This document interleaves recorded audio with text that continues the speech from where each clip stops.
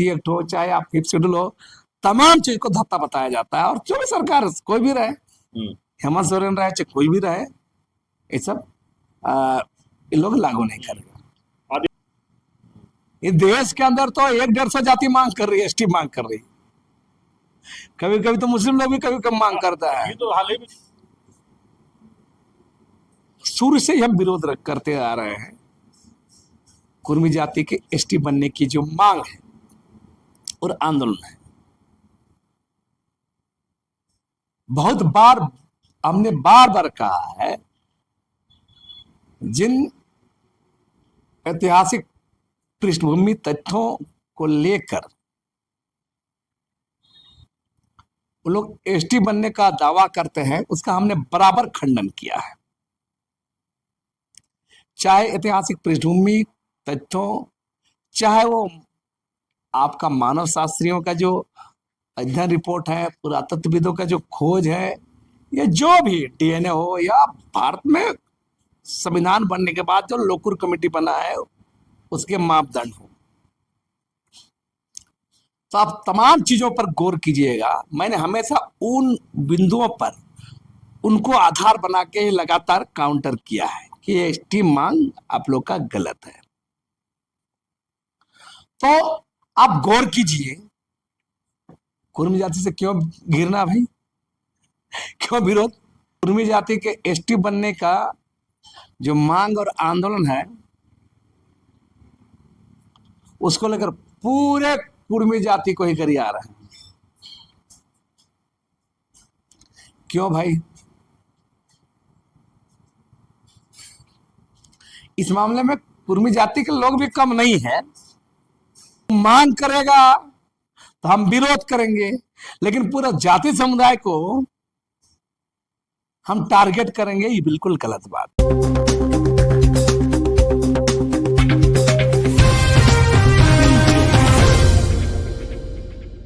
नमस्कार, जोहार। आप देख रहे हैं झारखंड स्वतंत्र खबर। हमारे साथ सामाजिक कार्यकर्ता, बुद्धिजीवी और मुखर होकर आदिवासी मुद्दों पर बात करने वाला लक्ष्मी नारायण मुंडा है। जिस तरह से अभी झारखंड में एक हो रहा है कि गाली गलौज करके कुछ लोग चाहते हैं कि हम चेहरा चमकाएं, कुछ लोग चाहते हैं सरना ईसाई करके चेहरा चमकाएं, लेकिन सीधे सीधे बात करते हैं लक्ष्मीदास से कि कुछ लोग कुर्मी ईसाई करके या कुर्मी ईसाई को गाली गलौज करके अपने जिस तरह से चेहरा चमकाना चाहते हैं, उस पर इनका क्या राय है? जोहार। जिस तरह से अभी देखा जा रहा है कि कुछ लोग सरना ईसाई या कुर्मी समाज को गाली देकर के लोग चेहरा चमकाना चाहते हैं, तो क्या करें? हम शुरू से मेरा मानना रहा है, एक लोकतांत्रिक देश में, एक समावेशी समाज में जाति, धर्म, संप्रदाय के नाम पर किसी भी तरह का हेड स्पीच, घृणास्पद वक्तव्य, उकसाबाजी,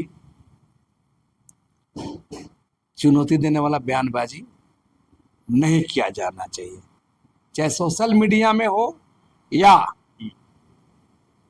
सार्वजनिक प्लेटफॉर्म में। ये सब नहीं करना चाहिए। हम देख रहे हैं कुछ लोग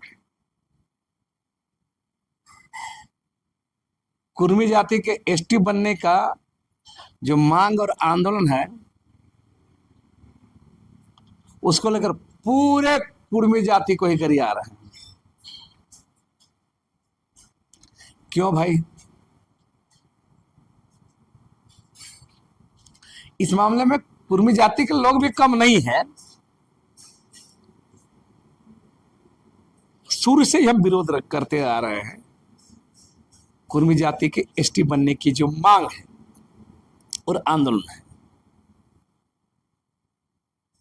बहुत बार हमने बार बार कहा है, जिन ऐतिहासिक पृष्ठभूमि तथ्यों को लेकर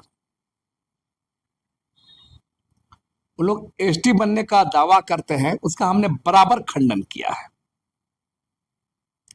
चाहे ऐतिहासिक पृष्ठभूमि, तथ्यों, चाहे वो आपका मानव शास्त्रियों का जो अध्ययन रिपोर्ट है, पुरातत्वविदों का जो खोज है, ये जो भी डीएनए हो, या भारत में संविधान बनने के बाद जो लोकुर कमेटी बना है उसके मापदंड हो,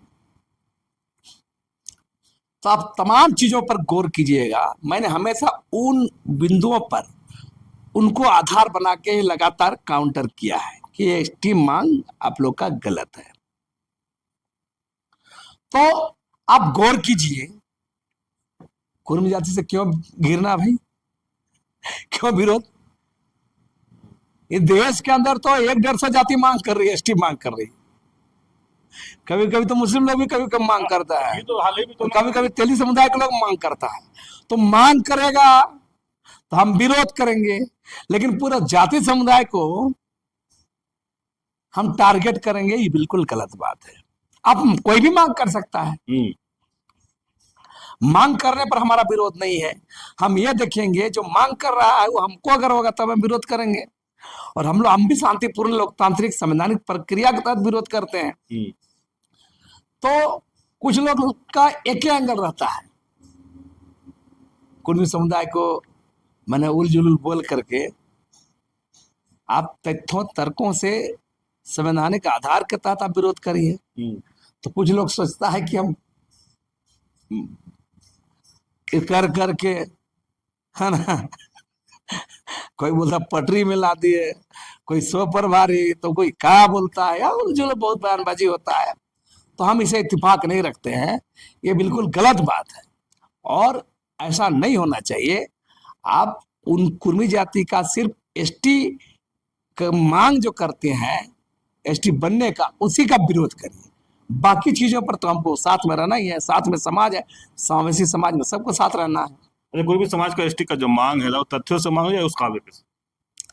देखिए, हम बार बार कहते हैं, बहुत बार कहते हैं, कुर्मी समुदाय बहुत संघर्षशील समुदाय है, मेहनती समुदाय है। और ऐसा नहीं कि झारखंड राज्य का लड़ाई में लोग का योगदान तो है, इसे इनकार नहीं किया जा सकता है। लेकिन जो मांग है, इस मांग को कुर्मी जाति के अंदर जो उभरा नौजवान तबका है, चालाक तबका है, वो उकसाया है, बहकाया है कुर्मी समुदाय को कि आप लोग, हम लोग एसटी बनने के मांग करेंगे, एसटी बन जाने से बहुत कायाकल्प हो जाएगा, बहुत बदलाव आ जाएगा, नौकरी, जमीन, सारा चीज पर। तो एक बहकाया गया है, एक झूठा सब्जवाक सपना दिखाया गया है कि अगर आप हम सभी लोग बन जाएंगे तो सब कुर्मी समुदाय का फायदा होगा, लाभ होगा, राजनीतिक रूप से, सामाजिक रूप से, आर्थिक रूप से, नौकरी चाकरी रूप से। लेकिन आपको बता दें, असल में कुर्मी समुदाय के अंदर जो उभरा चालाक तबका है, इन लोग अपना राजनीतिक रोटी सेक रहा है। असल मामला है राजनीतिक अधिकार पर कब्जा करने का। राजनीतिक अधिकार पर कब्जा कौन कर पाएगा? आदिवासी समुदाय के अंदर ही देखिएगा, आम आदिवासी समुदाय राजनीतिक अधिकार कितना कब्जा कर पाता है।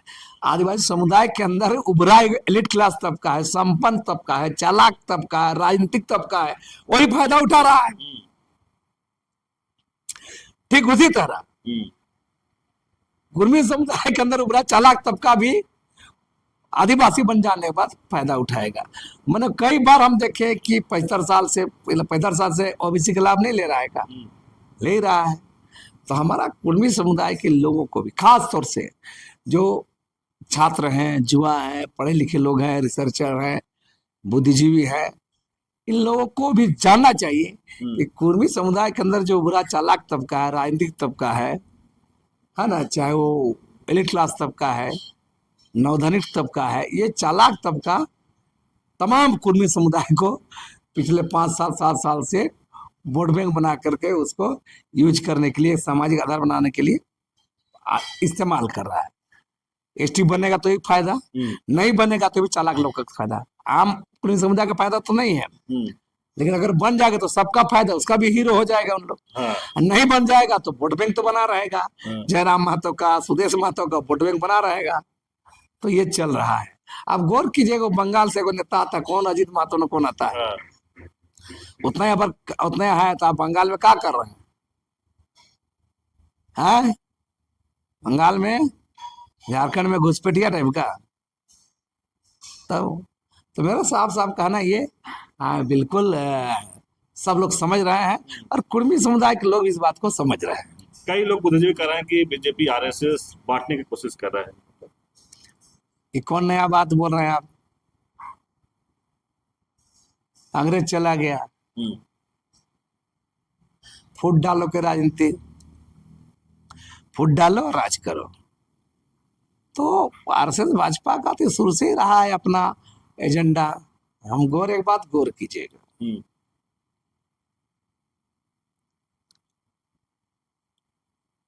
हमारा जो लोग है, खासतौर देश का लोग है, का जो समुदाय, वर्ल्ड में जो ग्लोबल ग्लोबल प्लानिंग बनता है, उस पर नजर नहीं रखते हैं। हम गौर करेंगे, उदाहरण देंगे। हमारा यहाँ कई बार स्मार्ट सिटी का नारा दिया जाता है, भारत सरकार का से मोदी आने के बाद इससे ज्यादा हुआ है। आप गौर कीजिए, हम्म, सबको लगता है हम्म, कि स्मार्ट सिटी का नारा, स्लोगन स्वाभाविक है। कुछ कुछ स्मार्टनेस के चक्कर में कुछ चीजें तो तकनीक रूप से आगे बढ़ा है देश। चाहे आप रोड देखिएगा, कुछ कुछ तो बना ही है, लेकिन किसके फंड से बनता है? हम्म, आप गौर कीजिए, जो ग्लोबल पॉलिसी बनता है, दुनिया के जो कैपिटलिस्ट लोग जमा होते हैं, उन लोग पॉलिसी दुनिया का देशों में देते हैं, ताकि उन लोग का कारपोरेट घराना का फायदा हो।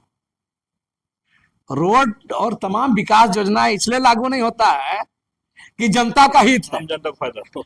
इसलिए होना चाहिए। रोड ठीक होगा तो कारपोरेट सेक्टर को फायदा होगा, है ना? एक बड़ी बात है। बता रहे, मूल बात है। बड़ा विकास का बात अगर देखिएगा तो रोड, पुल, एयरपोर्ट, रेलवे, ये सब विकास का एजेंडा मात्र ही नहीं है। विकास का मतलब गांव के लोगों को समृद्धि विकास होना चाहिए, उसमें तमाम बुनियादी सुविधाएं होनी चाहिए ना, स्वास्थ्य सेवा, बिजली सेवा, शिक्षा, ये है विकास का मापदंड, उसका रोजगार बनने का। यहाँ विकास को क्या माना जाता है? रोड, एयरपोर्ट, रेलवे, ये सब बन जाएगा तो विकास होना जाता है। ये ग्लोबल एजेंडा है ना, कारपोरेट सेक्टर का एजेंडा है। उसका विकास के लिए रोड भी बनेगा, चकचक हो जाएगा, है ना। यही बगल में आप पीछे देखिए, रोड देखिएगा, पिटरिया रोड है, रांची से पिटरिया होके जो पतरातू मिलती है, रामगढ़ मिल जाती है। ये रोड आज से 10 साल पहले क्या था? बहुत बुरा हाल था। हाँ। रोड चकचक है आज है। तो क्या है, लोगों को लगता है जनता के लिए, इसलिए कि वहां जिंदल है, अच्छा, इसलिए कि जिंदल है। यह है विकास का अवधारणा। तो मेरा कहना है कि सब भाजपा, सब कोई भी सरकारें हो, इंटरनेशनल एजेंडा के तहत ही चलती है। 2014 से मोदी जी आए, आदिवासियों के लिए क्यों कानून नहीं बनाते? देखिए, कौन सा कानून? अभी जैसे डीलिस्टिंग के बात लोग करते हैं या कैसे? अरे बता रहे हैं, हम बता रहे हैं, ये कुछ नहीं करेगा। जो कानून है वो तो खत्म कर दे रहे हैं। और देखिए, सत्ता में कौन बैठ रहा है, नहीं बैठ रहा है, आदिवासी समुदाय को इस बात को सोचना चाहिए। मैंने बार बार कहा कि अंतर्राष्ट्रीय मंचों में या कारपोरेट को दबाव जो है, वो सभी राष्ट्र सामना करना पड़ता है। विकास नीतियां भी बहुत हद तक वही तय होती है। तो अच्छे रोड, अच्छे पुल रहने से, क्या बोलते हैं, रियल एस्टेट का कारोबार भी होता है। और अच्छा रोड, अगर रिंग रोड नहीं होता, ये सब रोड नहीं होता, सुविधा नहीं होता, तो जमीन खरीदेगा लोग, रहेगा लोग नहीं, तो रोडे देख करके लोग ले लेता है। किसका फायदा है? रियल एस्टेट कारोबारी से लेकर सरकार को, जो है ना। सरकार भी बनिया हो गया है, हाँ, सरकार भी बनिया हो गया, उसके लिए लोक कल्याणकारी गणराज्य का अवधारणा नहीं है ना, उसका टैक्स कैसे आ रहा है, आना चाहिए।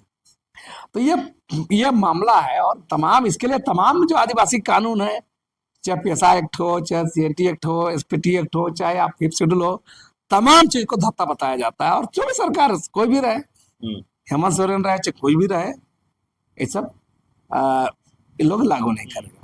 आदिवासी नौजवानों को उस कानून में आना चाहिए या सच जानना चाहिए? हम बार बार कर रहे हैं, हम तो देख रहे हैं, अभी सोशल मीडिया देखिएगा तो बोलेगा कि ऐसा लगेगा कि कोई बढ़िया गरिया सकता है, बढ़िया भाषण दे सकता है, उलझुल बोल सकता है, तो उसी को नेता मान लेंगे। यहाँ आदिवासी नौजवानों को भी जानना चाहिए, सोशल मीडिया से नहीं, आपको उसके तमाम चीजों पे, एक्टिविटी पर नजर रखना होगा। उसके ऐतिहासिक संदर्भ क्या है, उसका अतीत क्या है, वो कहाँ कहाँ से गाइड हो रहे, अपने नेता। हम बार बार एक पोस्ट किए, बहुत वायरल हो रहा मेरा पोस्ट, बहुत कड़ा कड़ा लिखे हैं, आदिवासी समुदाय का अगुवा कौन होगा, हाँ, है ना, ये आदिवासी समुदाय तय करे, है ना। बहुत कड़ा बात लिखे जो हम नहीं बोल सकते हैं यहाँ पर। हम सीधा लिखे हैं कि कौन होगा, है ना, चातुर रूप से गलत लोग रहेगा, सार्वजनिक बेचने वाला रहेगा, दलाल रहेगा, कौन टाइप का, है ना, ये सब लिखे हैं, कौन नेतृत्व करेगा। तो मेरा साफ साफ कहना है कि आदिवासी समुदाय को, आदिवासी नौजवानों को इस पर हमने चिंतन मनन करना चाहिए कि कैसे हम लोग का नेतृत्व होना चाहिए, और समाज को भी आगे आना चाहिए। उलझुल बहस से ज्यादा है, अपना भूमिका को भी नौजवानों को तलाशना चाहिए। आप सुन रहे थे लक्ष्मीनारायण मुंडा की बात। जिस तरह से लगातार मुखर होकर अपनी बात को रखते हैं, तो हम लोग बात शुरू किए थे कि कुछ लोग हैं जो गाली गलौज करके या चेहरा चमकाना या नेता बनना चाहते हैं, उसी पर हम लोग बात शुरू किए थे। लेकिन स्पष्ट कर रहे हैं कि जहां कुर्मी समाज का एसटी के मांग के बाद लोग इस तरह से बातें करने लगे, गाली गलौज करने लगे, तो कुर्मी समाज जो गाली दे करके चेहरा चमका रहे नेता बन रहे हैं। लेकिन हम लोग कुर्मी समाज से ये नहीं है, वो कुछ कुर्मी समाज में भी बोले कि कुछ तबके हैं, अलिश कास्ट के तबके हैं, जो वो अपना वोट बैंक, जैसे जयराम महतो के नाम लिए या सुदेश महतो के नाम लिए, बोले कि अगर मिल जाता है तो भी खुश, नहीं मिलता है तो भी वोट बैंक अब उनका बना रहेगा। लेकिन जिस तरह से ये भी कह रहे हैं कि आरएसएस या बीजेपी जो भी विकास की बात की है कि रोड अगर बनाता है तो ये मैं सोचे ग्रामीणों के लिए बनाता है, वो बिजनेसमैन या कॉर्पोरेट घरानों के लिए बनाता है कि उसका व्यवसाय बढ़िया से चले। लेकिन लगातार ये कह रहे हैं कि नौजवानों को उस काम में नहीं आना चाहिए, वो उसका जो अपना भूमिका है उस पर ये होना चाहिए। तो इस तरह खबर को देखने के लिए आप झारखंड से जुड़े रहिए। जोहार, नमस्कार।